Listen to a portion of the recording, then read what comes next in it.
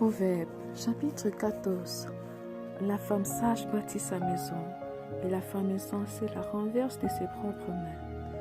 Celui qui marche dans la droiture craint l'Éternel, mais celui qui prend des voies tortueuses le méprise. Dans la bouche de l'insensé est une verge pour son orgueil, mais les lèvres des sages les gardent. S'il n'y a pas de bœufs, la crèche est vide. C'est à la vigueur des bœufs qu'on doit l'abondance des revenus. Un témoin fidèle ne ment pas, mais un faux témoin dit des mensonges. Le moqueur cherche la sagesse et ne la trouve pas, mais pour l'homme intelligent, la science est chose facile. Éloigne-toi de l'insensé, ce n'est pas sur ses lèvres que tu aperçois la science. La sagesse de l'homme prudent, c'est l'intelligence de sa voix. La folie des insensés, c'est la tromperie. Les insensés se font un jeu du péché, mais parmi les hommes droits se trouve la bienveillance. Le cœur connaît ses propres chagrins, et un étranger ne saurait partager sa joie. La maison des méchants sera détruite, mais la tente des hommes droits fleurira. Telle voie paraît droite à un homme, mais son issue est la voie de la mort. Au milieu même du rire, le cœur peut être affligé, et la joie peut finir dans la détresse. Celui dont le cœur s'égare sera rassasié de ses voies, et l'homme de bien sera rassasié de ce qui est en lui. L'homme simple croit tout ce qu'on dit, mais l'homme prudent est attentif à ses pas. La sagesse a de la retenue et se détourne du mal, mais l'insensé est arrogant et plein de sécurité. Celui qui est prompt à la colère fait des sottises, et l'homme plein de malice s'attire la haine. Les simples ont en partage la folie, et les hommes prudents se font de la science une couronne. Les mauvais s'inclinent devant les bons, et les méchants aux portes des justes. Le pauvre est odieux, même à son ami, mais les amis du riche sont nombreux. Celui qui méprise son prochain commet un péché, mais heureux celui qui a pitié des misérables. Ceux qui méditent le mal ne s'égarent-ils pas? Mais ceux qui méditent le bien agissent avec bonté et fidélité. Ton travail procure l'abondance, mais les paroles en l'air ne mènent qu'à la disette. La richesse est une couronne pour les sages, la folie des insensés est toujours de la folie. Le témoin véridique délivre des âmes, mais le trompeur dit des mensonges. Celui qui craint l'Éternel possède un appui ferme, et ses enfants ont un refuge auprès de lui. La crainte de l'Éternel est une source de vie pour détourner des pièges de la mort. Quand le peuple est nombreux, c'est la gloire d'un roi. Quand le peuple manque, c'est la ruine du prince. Celui qui est lent à la colère a une grande intelligence, mais celui qui est prompt à s'emporter proclame sa folie. Un cœur calme est la vie du corps, mais l'envie est la carie des os. Opprimer le pauvre, c'est outrager celui qui l'a fait, mais avoir pitié de l'indigent, c'est l'honorer. Le méchant est renversé par sa méchanceté, mais le juste trouve un refuge même en sa mort.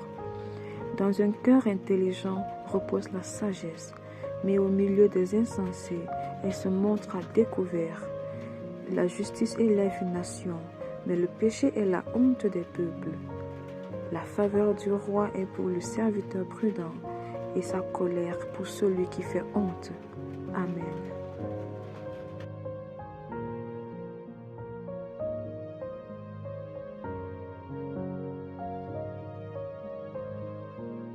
Évangile de Jésus-Christ selon Marc, chapitre 13. Lorsque Jésus sortit du temple, un de ses disciples lui dit, « Maître, regarde quelle pierre et quelle construction !» Jésus lui répondit, « Vois-tu ces grandes constructions?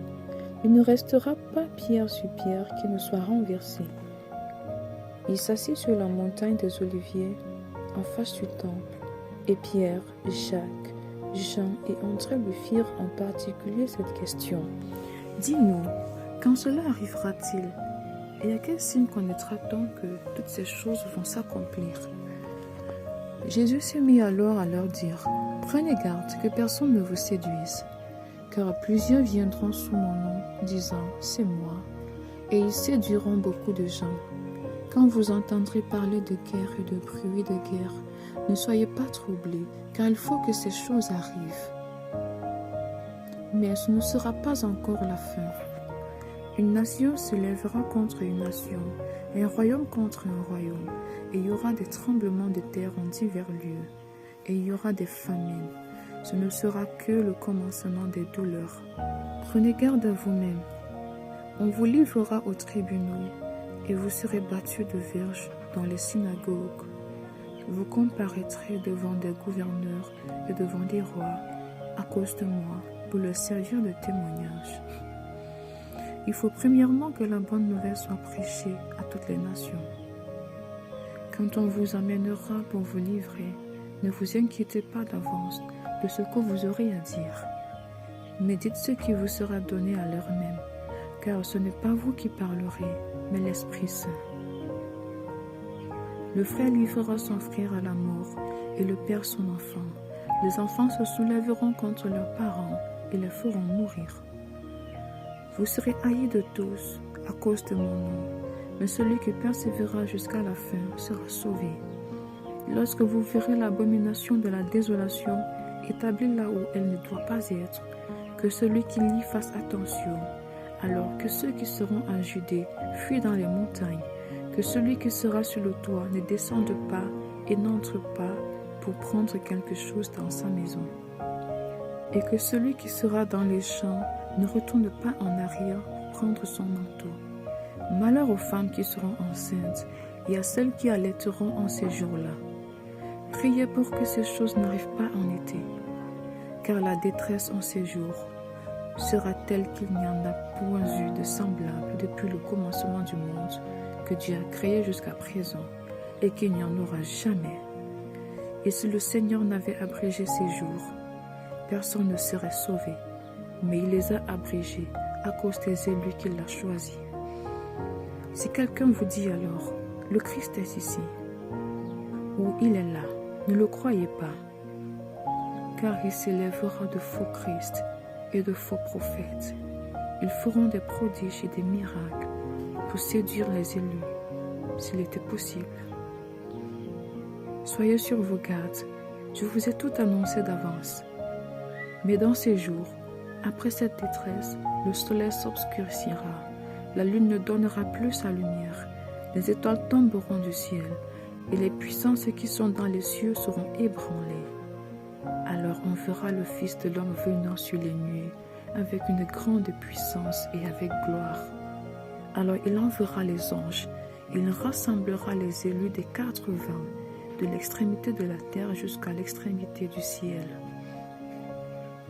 Instruisez-vous par une comparaison tirée du figuier. Dès que ses branches deviennent tendres et que les feuilles poussent, vous connaissez que l'été est proche. De même, quand vous verrez ces choses arriver, sachez que le Fils de l'homme est proche, à la porte. Je vous le dis en vérité, cette génération ne passera point que tout cela n'arrive. Le ciel et la terre passeront, mais mes paroles ne passeront point. Pour ce qui est du jour ou de l'heure, personne ne le sait, ni les anges dans le ciel, ni le Fils, mais le Père seul. Prenez garde, veillez et priez, car vous ne savez quand ce temps viendra. Il en sera comme d'un homme qui, partant pour un voyage, laisse sa maison, remet l'autorité à ses serviteurs, indique à chacun sa tâche et ordonne au portier de veiller. Veillez donc, car vous ne savez quand viendra le maître de la maison, ou le soir, ou au milieu de la nuit, ou au chant du coq, ou le matin. Craignez qu'il ne vous trouve endormi à son arrivée soudaine. Ce que je vous dis, je le dis à tous, veillez.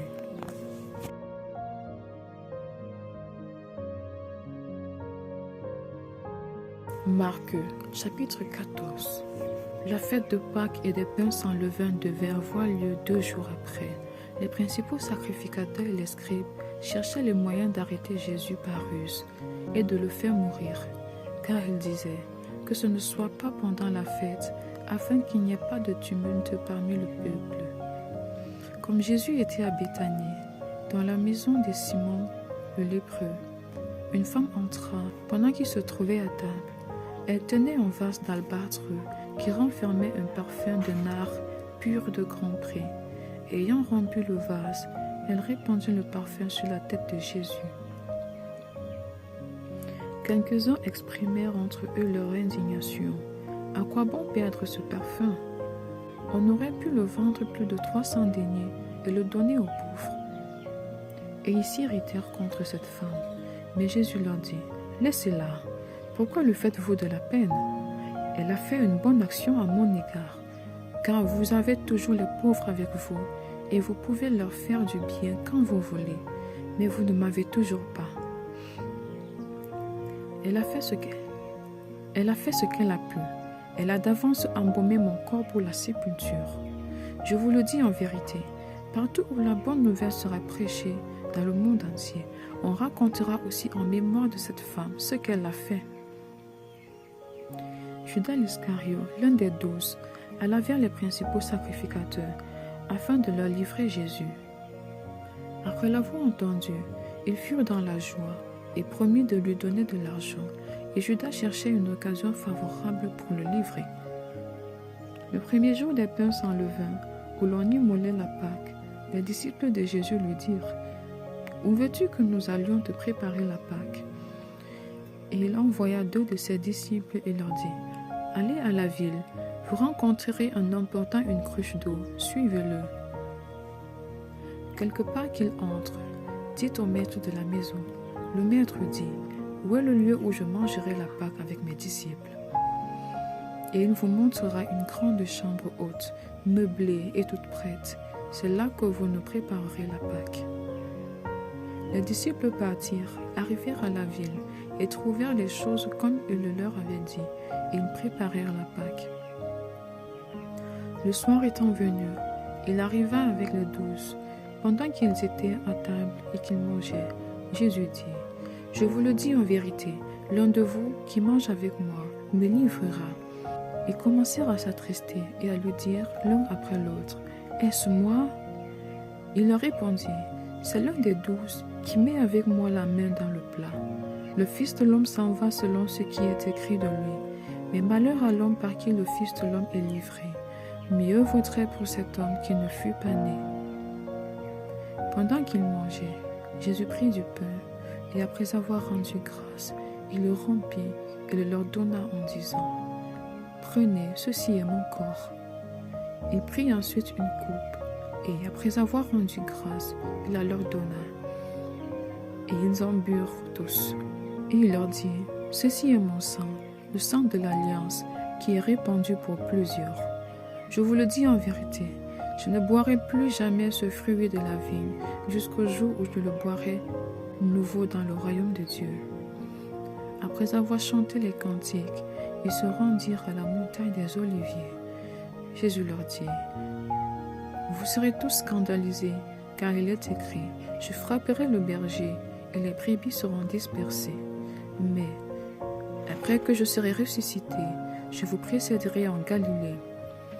Pierre lui dit, « Quand tous seraient scandalisés, je ne serai pas scandalisé. » Et Jésus lui dit, « Je te le dis en vérité, toi, aujourd'hui, cette nuit même, avant que le coq ne chante 2 fois, tu me régneras 3 fois. » Mais Pierre reprit plus fortement, « Quand il me faudra mourir avec toi, je ne te régnerai pas. » Et tous dirent la même chose. Ils allèrent ensuite dans un lieu appelé Gethsémane, et Jésus dit à ses disciples, « Asseyez-vous ici, pendant que je prierai. » Il prit avec lui Pierre, Jacques et Jean.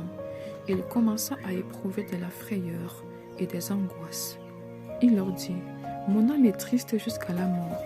Restez ici et veillez. » Puis, ayant fait quelques pas en avant, il se jeta contre terre et pria que, s'il était possible, cette heure s'éloignât de lui. Il disait, « Abba, Père, toutes choses te sont possibles. Éloigne de moi cette coupe.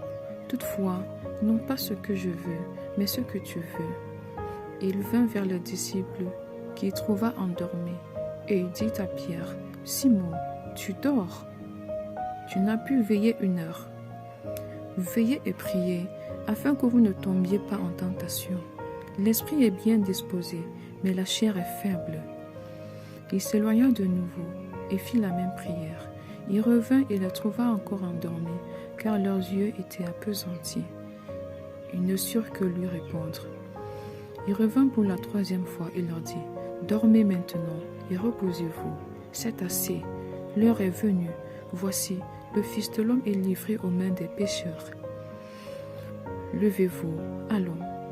Voici, celui qui me livre s'approche. » Et aussitôt, comme il parlait encore, arriva Judas, l'un des 12, et avec lui une foule armée d'épées et de bâtons, envoyés par les principaux sacrificateurs, par les scribes et par les anciens. Celui qui le livrait lui avait donné ce signe. « Celui que je baiserai, c'est lui. Saisissez-le et amenez-le sûrement. » Dès qu'il fut arrivé, il s'approcha de Jésus, disant « Rabbi », et il le baisa. Alors ces gens mirent la main sur Jésus et le saisirent. Un de ceux qui étaient là, tirant l'épée, frappa le serviteur du souverain sacrificateur et lui emporta l'oreille. Jésus, prenant la parole, leur dit, « Vous êtes venus, comme après un brigand, avec des épées et des bâtons, pour vous emparer de moi. J'étais tous les jours parmi vous, enseignant dans le temple, et vous ne m'avez pas saisi, mais c'est afin que les Écritures soient accomplies. » Alors tous l'abandonnèrent et prirent la fuite. Un jeune homme le suivait, n'ayant sur le corps qu'un drap. On se saisit de lui. Un jeune homme le suivait, n'ayant sur le corps qu'un drap. On se saisit de lui, mais il lâcha son vêtement et se sauva tout nu. Ils emmenèrent Jésus chez le souverain sacrificateur, où s'assemblèrent tous les principaux sacrificateurs, les anciens et les scribes. Pierre le suivit de loin jusque dans l'intérieur de la cour du souverain sacrificateur. Il s'assit avec les serviteurs et il se chauffait près du feu. Les principaux sacrificateurs et tout le Sanhédrin cherchaient un témoignage contre Jésus pour le faire mourir, et ils n'en trouvèrent point, car plusieurs rendaient de faux témoignages contre lui, mais les témoignages ne s'accordaient pas. Quelques-uns se levaient et portèrent un faux témoignage contre lui, disant, « Nous l'avons entendu dire, je détruirai ce temple, fait de main d'homme, et en 3 jours j'en bâtirai un autre qui ne sera pas fait de main d'homme. » Même sur ce point-là, leur témoignage ne s'accordait pas. Alors le souverain sacrificateur, se levant au milieu de l'assemblée, interrogea Jésus et dit, « Ne réponds-tu rien? Qu'est-ce que ces gens déposent contre toi? » Jésus garda le silence et ne répondit rien. Le souverain sacrificateur l'interrogea de nouveau et lui dit, « Es-tu le Christ, le Fils du Dieu béni? » Jésus répondit, « Je le suis. Et vous verrez le Fils de l'homme assis à la droite de la puissance de Dieu et venant sur les nuées du ciel. » Alors le souverain sacrificateur déchira ses vêtements et dit, « Qu'avons-nous encore besoin de témoins? Vous avez entendu le blasphème, que vous ensemble, tous le condamnèrent comme méritant la mort. » Et quelques-uns se mirent à cracher sur lui, à lui voiler le visage et à le frapper de coups de poing en lui disant, « Devine !» Et les serviteurs le reçurent en lui donnant des soufflets. Pendant que Pierre était en bas dans la cour, il vint une des servantes du souverain sacrificateur. Voyant Pierre qui se chauffait, elle le regarda et lui dit, « Toi aussi, tu étais avec Jésus de Nazareth. » Il le nia, disant, « Je ne sais pas, je ne comprends pas ce que tu veux dire. » Puis il sortit pour aller dans le vestibule, et le coq chanta. La servante, l'ayant su, se mit de nouveau à dire à ceux qui étaient présents, « Celui-ci est de ces gens-là. » Et il le nia de nouveau. Peu après, ceux qui étaient présents dirent encore à Pierre, « Certainement tu es de ces gens-là, car tu es galiléen. » Alors il commença à faire des imprécations et à jurer, « Je ne connais pas cet homme dont vous parlez. » Aussitôt, pour la seconde fois, le coq chanta, et Pierre se souvint de la parole que Jésus lui avait dite. Avant que le coq ne chante 2 fois, tu me réuniras 3 fois. » Et en y réfléchissant, il pleurait.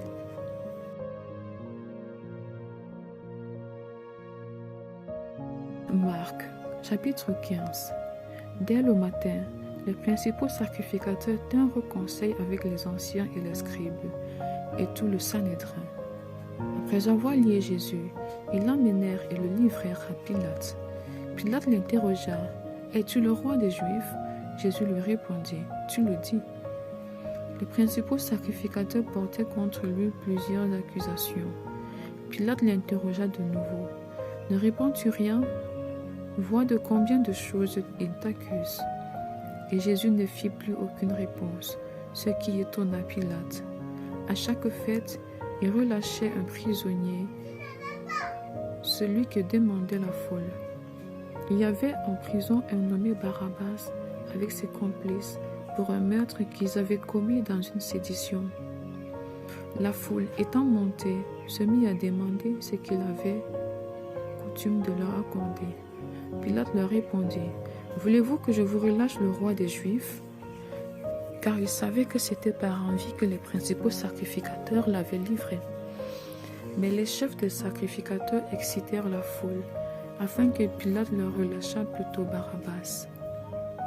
Pilate, reprenant la parole, leur dit. « Que voulez-vous donc que je fasse de celui que vous appelez roi des Juifs ?» Ils crièrent de nouveau. « Crucifie-le !» Pilate leur dit. « Quel mal a-t-il fait ?» Et il cria encore plus fort. « Crucifie-le !» Pilate, voulant satisfaire la foule, leur relâcha Barabbas, et après avoir fait battre de verge Jésus, il le livra pour être crucifié. Les soldats conduisirent Jésus dans l'intérieur de la cour, c'est-à-dire dans le prétoire, et ils assemblèrent toute la cohorte. Ils le revêtirent de pourpre et posèrent sur sa tête une couronne d'épines qu'ils avaient tressée. Puis ils se mirent à le saluer. « Salut, roi des Juifs !» Et ils lui frappèrent la tête avec un roseau, crachaient sur lui et fléchissant les genoux, ils se prosternèrent devant lui. Après s'être ainsi moqués de lui, ils lui ôtèrent la pourpre, lui remirent ses vêtements et l'amenèrent pour le crucifier. Ils forcèrent à porter la croix de Jésus un passant qui revenait des champs, Simon de Cyrène, père d'Alexandre et de Rufus. Et ils conduisirent Jésus au lieu nommé Golgotha, ce qui signifie lieu du crâne. Ils lui donnèrent à boire du vin mêlé de myrrhe, mais il ne le prit pas. Ils le crucifièrent et se partagèrent ses vêtements en tirant au sort pour savoir ce que chacun aurait. C'était la 3e heure quand ils le crucifièrent. L'inscription indiquant le sujet de sa condamnation portait ces mots, le roi des Juifs. Ils crucifièrent avec lui 2 brigands, l'un à sa droite et l'autre à sa gauche.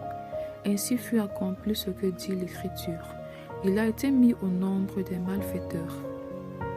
Les passants l'injuriaient et secouaient la tête en disant « Hé, toi qui détruis le temple et qui le rebâtis en 3 jours, sauve-toi toi-même en descendant de la croix. » Les principaux sacrificateurs aussi, avec les scribes, se moquaient entre eux et disaient « Il a sauvé les autres et il ne peut se sauver lui-même. » Que le Christ, le roi d'Israël, descende maintenant de la croix afin que nous voyions et que nous croyions.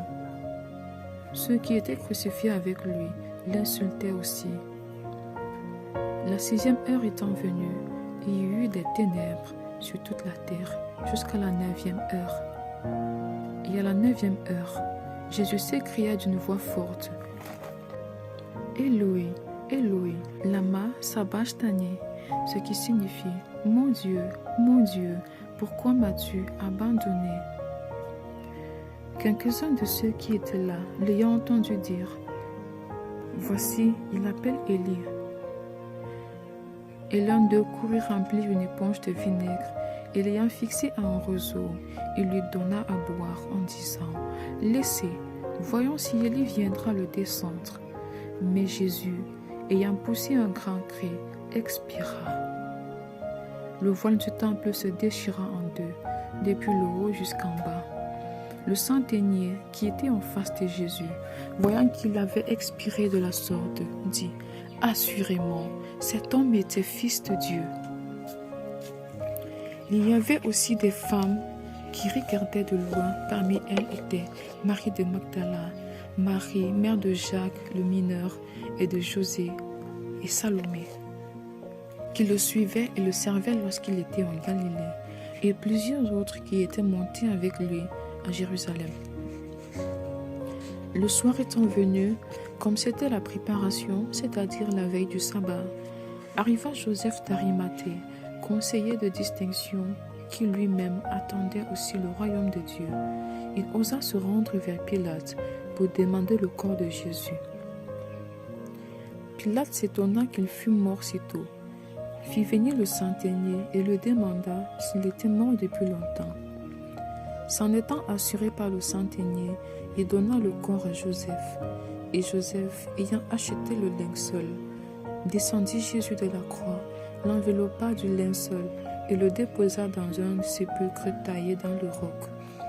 Puis il roula une pierre à l'entrée du sépulcre. Marie de Magdala et Marie, mère de Joseph, regardaient où on le mettait.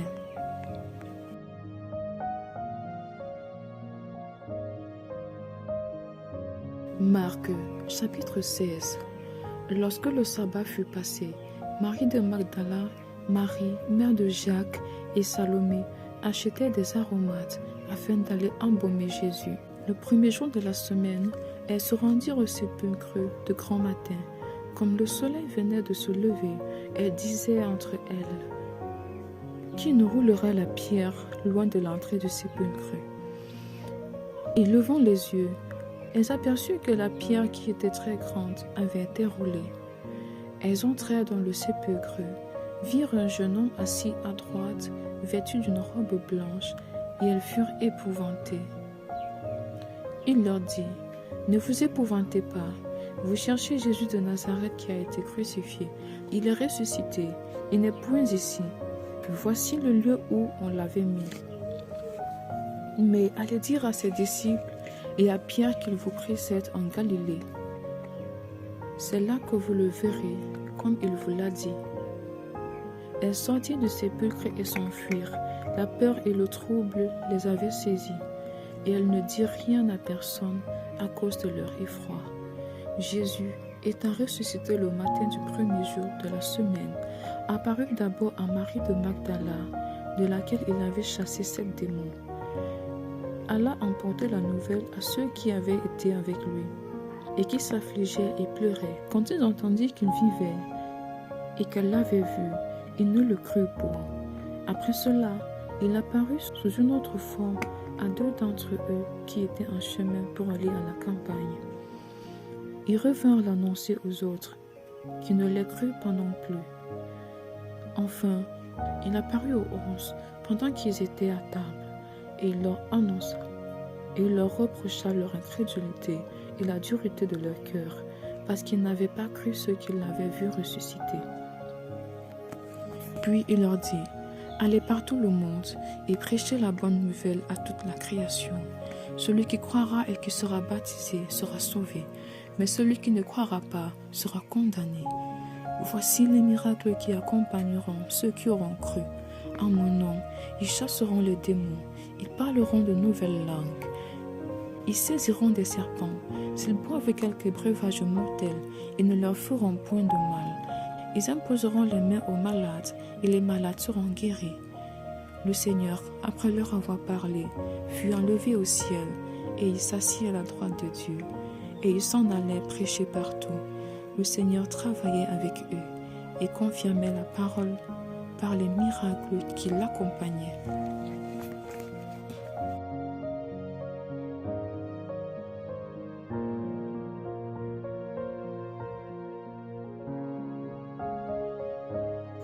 Psaume, chapitre 23. Cantique de David.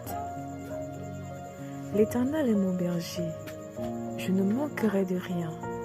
Il me fait reposer dans de verts pâturages. Il me dirige près des eaux paisibles. Il restaure mon âme. Il me conduit dans les sentiers de la justice, à cause de son nom.